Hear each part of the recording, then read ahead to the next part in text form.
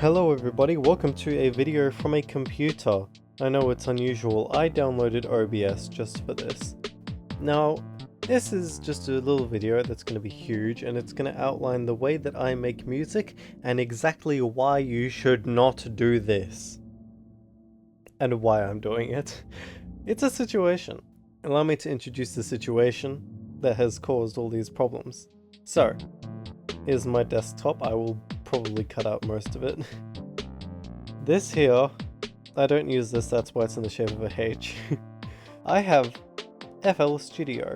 I have Pro Tools. This is professional audio software.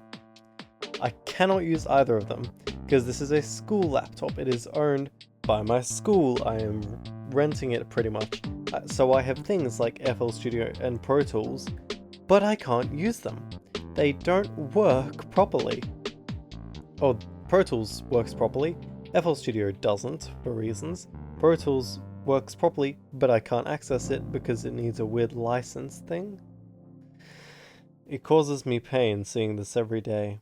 I cannot use these good things, and instead I use a thing that I learned how to use for a class in grade 7, Musescore. Specifically, Musescore 3 Portable, which doesn't require download. I must say, don't do this. This is the worst way to make music, especially electronic music, because these actual software, you can, do things with them. This is made for music scoring, so it uses conventional music scoring things. If you don't know this, I'll probably explain a bit as I go through some of the pieces I've made. So I'm stuck using Musescore 3 Portable. If you don't know, it's awful. Musescore 3 is okay, but the fact that it's a portable version makes it extremely buggy, quite slow to use at times. Every time I open it, I need to mess with things just to get it to make sound. If you disconnect the audio device, it crashes. So let's just go through some of my music. Sure, why not? This is unscripted. I don't know what I'm doing. This file isn't actually published. It's just a collection of all my little bits of music, like the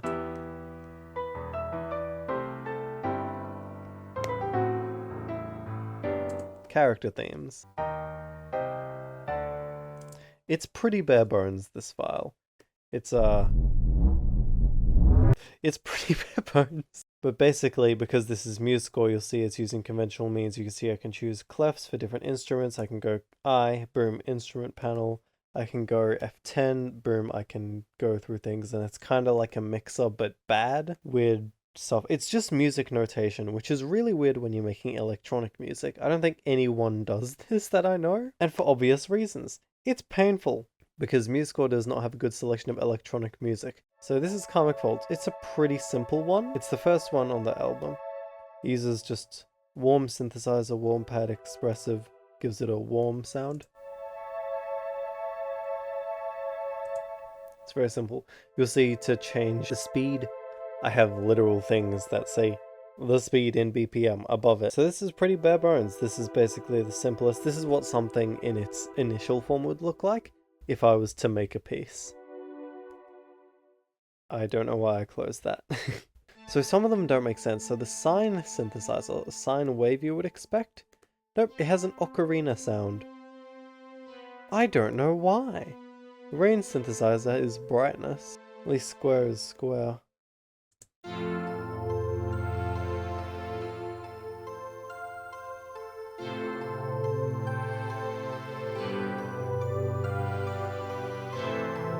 You may notice that this actually sounds different to the officially published version, but after publishing Volume 2, figured out how to change the sounds. Here's a good example of stuff you can do, kind of adding sound effects here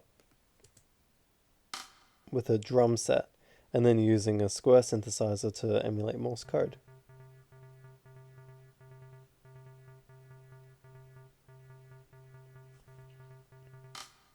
Ain't that just cool? The way that this piece is grouped is that's 2, 2, 3, 1, 2, 1, 2, 1, 2, 3, 1, 2, 1, 2, 1, 2, 3. But the way it's notated is 1, 2, 3, 1, 2, 1, 2, which I don't want, but I didn't know how to change it at the time. which is another reason that you shouldn't use this. If you don't know what you're doing with your software, things gonna end up weird. It sounds the same, but it was such a pain to actually navigate. And honestly, it sounds kind of good.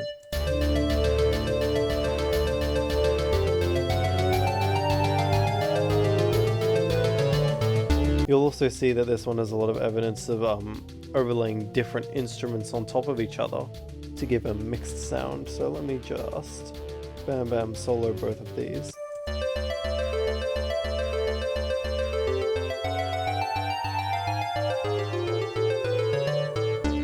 To mix their sound, this one has a more electronic sound. That one's a bit more sparkly, mix them together. Pretty cool.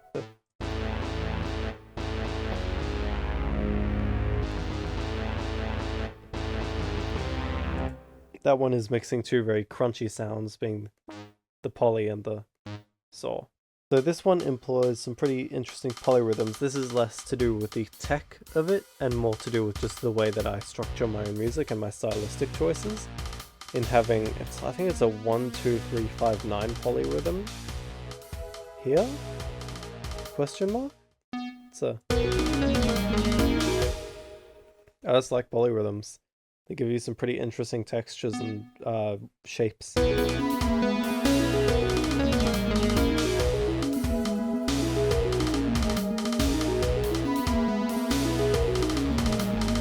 This one's a whole different beast. This one is called Zoe Scene, and it was a hell of a challenge to make because it was intended to emulate iterator sounds. As you may know from in-game iterators have really weird sounds. Let me play some here. Yeah, that's weird. This is supposed to kind of be like Random Gods, which is probably what I played, but in a different style. Because it's a different character to Five Pebbles, they have different emotions, and that kind of reflects the way that they sound. Like, you can tell that Random Gods sounds very angry and chaotic, whereas Reflection of Moon, which is Moon's Random Gods, is a bit more organized. Just very like deep sounds in quick succession, and then weird fluttering tones. Weird yeah, quote that.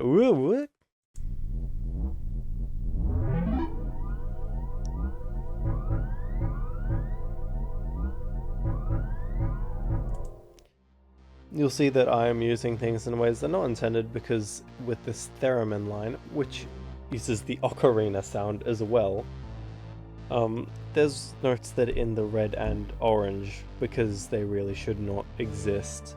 Now looking at volume 2, which is the better one, things actually become a bit easier to work with.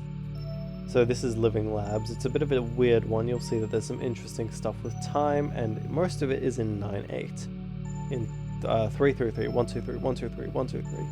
Gives it a very interesting pattern. Specifically here, where if someone told me it feels like a cursed waltz.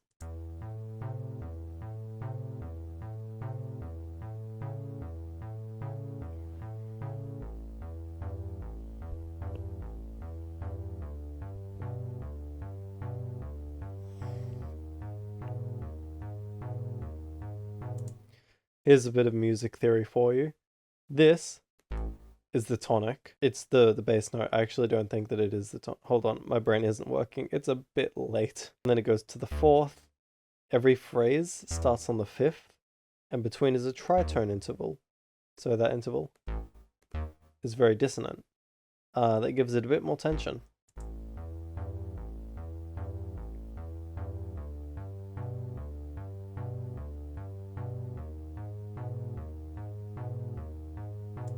This one also ends with the same part as from Zoe Scene, because it's the startup of a prototype iterator. Read the law. Now, Open Ocean is pretty much a song that I made to be based around one single thing, and it is this. This chord structure is garbage. So to start with, someone said, please don't use this chord, and then someone said, I use the chord.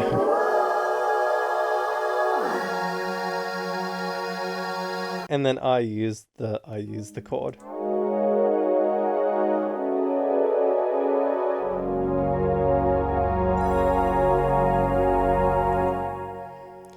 This entire song was pretty much made to just use the chord. Put it in a context that sounds wonderful, I reckon.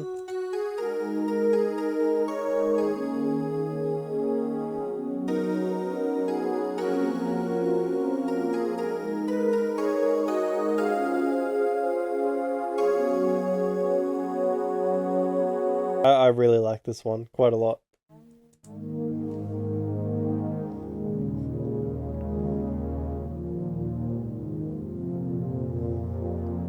The bass line in this part is incredibly painful. It has a it goes quite low.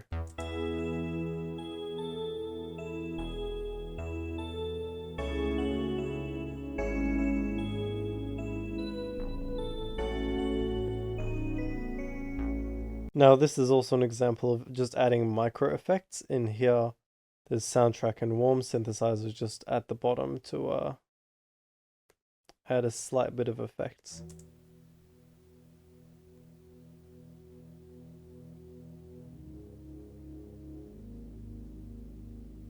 Barely even noticeable, just slight effects. Also having the tempo increase by 3 beats per minute every bar in this section.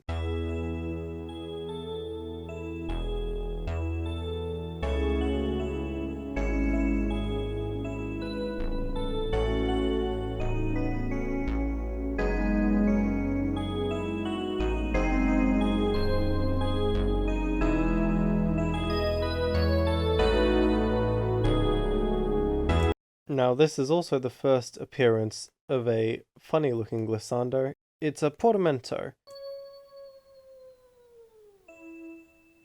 Anyone who looks at this and is a musician feels intense pain. This is consecutive bars from 1/16 increasing all the way up to 16/16 or 4/4, which is standard time signature. In the middle, I didn't actually have access to 10, so I just put in a 5/8. I was a bit lazy, no one can notice. So naturally, this actually would make it incredibly difficult to read. That's one of the weird things about this process of making music I have. A lot of it is quite difficult to read or understand. If someone tasked me to play this on my lovely instrument, I would probably give them a weird look and then try and then fail. An interesting thing is that this one ends in some microtones, which aren't very common. Basically, in your notes you have semitone intervals, so that's a bad example. This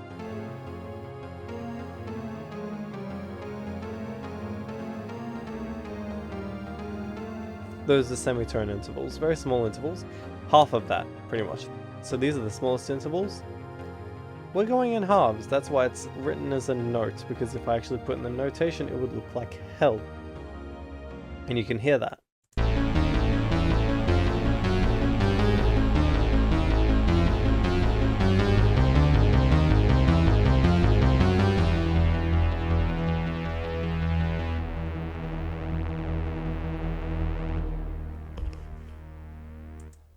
This one also uses those glissandos that we saw in Perspective Shift. And that gives it a wonderful sound. I wouldn't even know how to describe it, but it just gives it that sound. You know what I'm talking about.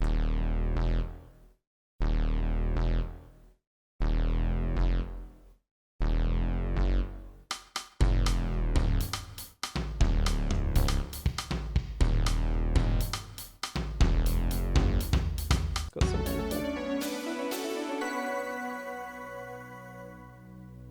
Here's another effect I add every now and then, just a swell of a low bass note. It's kind of iteratory. This sort of sound appears occasionally in the official Rain World music, of a swell of a low bass note with this sort of texture to indicate iterator activity. Welcome to Hell. This is the Pit's Threat theme, and it is in 17/16. That means that there are 17 beats per bar. And it looks like this.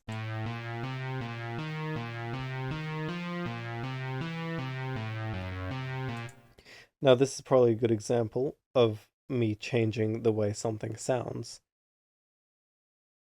So if I find this new age synthesizer it's actually using a saw lead sound. And then the saw is using a bass and lead sound. I don't know why they're mixed up, but they are. Layered on top, quite nice. Or effective in producing a sound that I wanted. Also different to the original official version. The official version of this, I think actually sounds like garbage because of this up here. And I changed the sounds, and I think that it actually is a lot better with this changing of the instrumentation through the settings.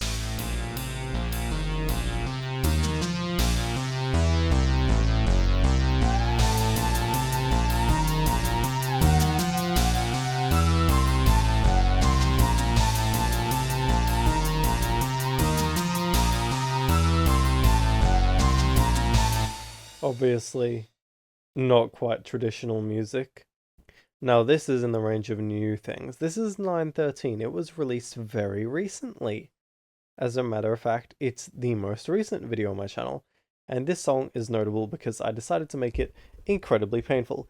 It is in 9/8. And in a key signature. Now, this 9/8 pattern is actually based off another piece, a concert piece that I have played called Vesuvius, where it has a 2+3+2+2 pattern.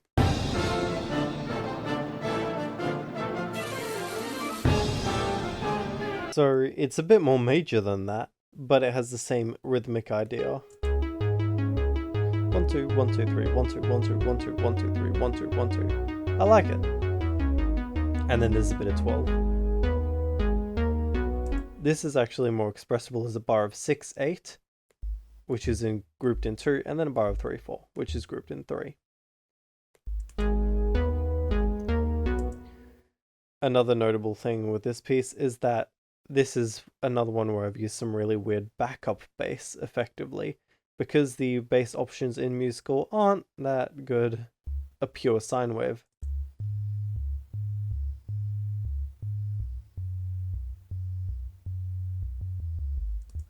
The buzzing leads me to believe that is not a pure sine wave.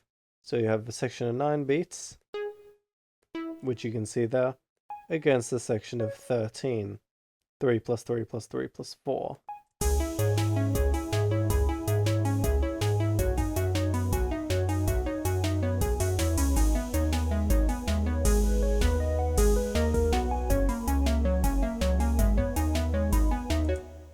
That conveniently goes into a section that's in 13.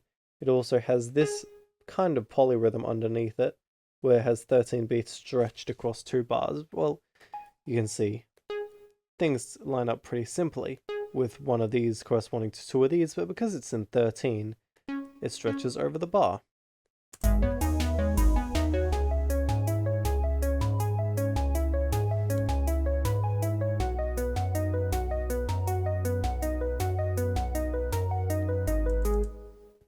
This 13-beat rhythm is based off a piece that I am currently learning.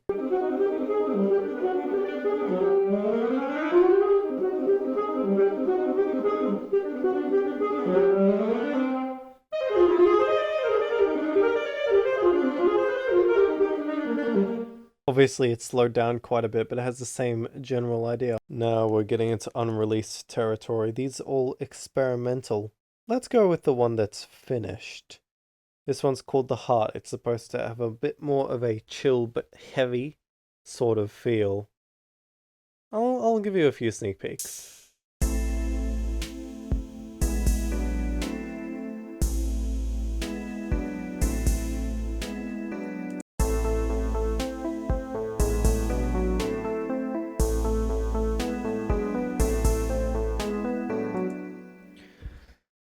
This one is probably the next one to go up, and maybe very soon, because honestly, it's done. Each of these bass notes is detuned by 10 cents from the last, which is 1/10 of a semitone. It's very, very small difference, but try and hear it.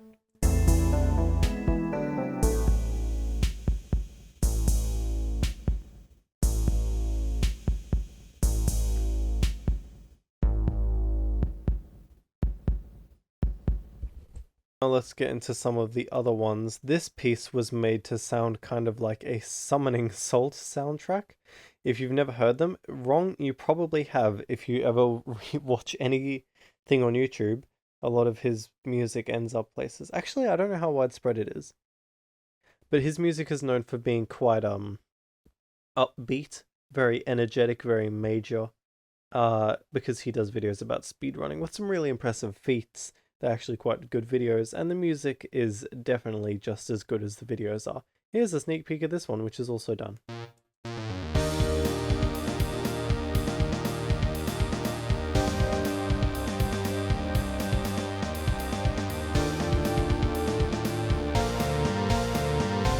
Another one that's done is Kerosene. This one is a bit more weird, let's say.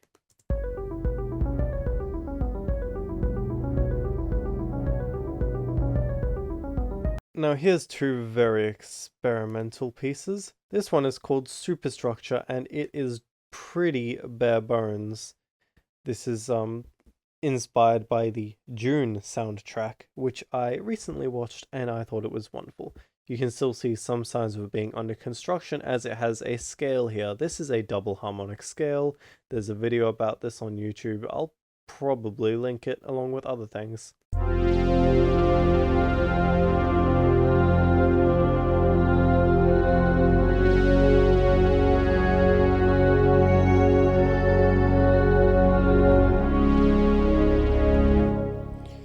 That one's probably peaking my audio because it's not finished.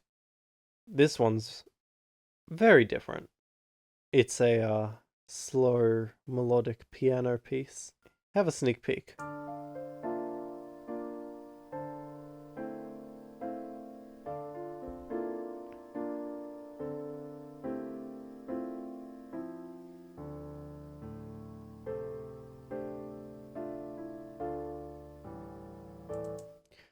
Those two pieces, I don't know if they'll ever be out.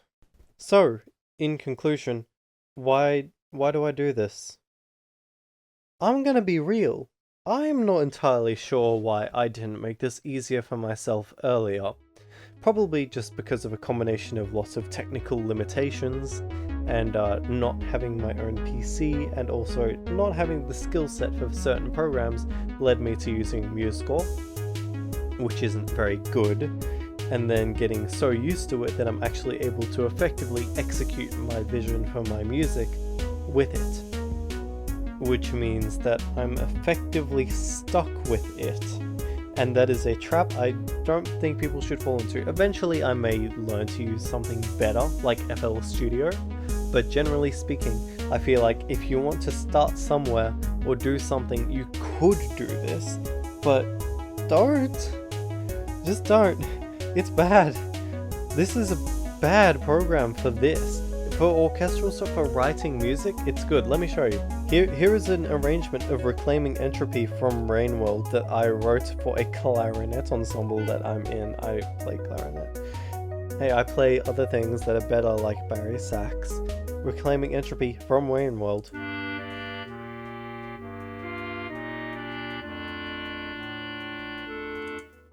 It is incredibly good for stuff like this.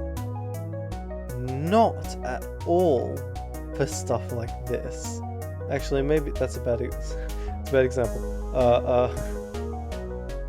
Not for stuff like this. This is nasty. Don't do this. I didn't script this video. I don't know where to go. Read the torrent. I finished chapter 20. I killed a man. And you can watch me kill men too. You can watch me kill more men in the future. See ya.